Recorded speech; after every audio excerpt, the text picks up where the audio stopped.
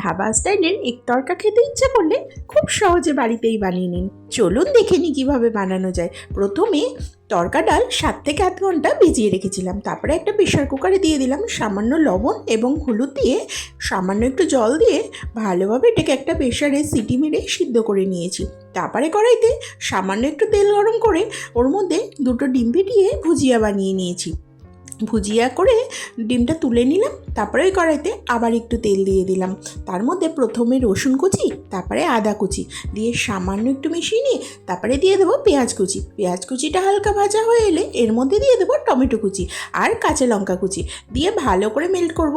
এই সময় একটু লবণও দিয়ে দেবো যাতে টমেটোটা নরম হয়ে যায়। তারপরে জিরে পাউডার, ধনে পাউডার দিয়ে তারপরে এর মধ্যে দিয়ে দেবো একটু সামান্য হলুদ গুঁড়ো এবং কাশ্মীরি লঙ্কার গুঁড়ো, এতে কালারটা খুব সুন্দর আসে। তারপর সিদ্ধ করে রাখা তরকা ডালটা ঢেলে দেবো।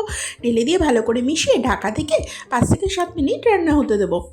5 থেকে 7 মিনিট পর একটু চিনি ছড়িয়ে ডিমের ভুজিয়াটা দিয়ে একটু ধনে পাতা কুচি মিশিয়ে নিলেই একদম গরম গরম রেডি হয়ে যাবে ধাবা স্টাইলের এগ তরকা। এর মধ্যে একটা স্পেশাল মশলা দেবো, সেটা হচ্ছে কাসুরি মেথি। কাসুরি মেথি শুকনো কাঠখোলায় পাউডার বানিয়ে ওপর থেকে দিয়ে দিলে একদম ধাবা স্টাইলের স্বাদে গন্ধে রেডি হয়ে গেল এগ তরকা। আমার রেসিপি ভালো লাগলে একটা সাবস্ক্রাইব করে দেবেন, বাটার ছড়িয়ে পড়ে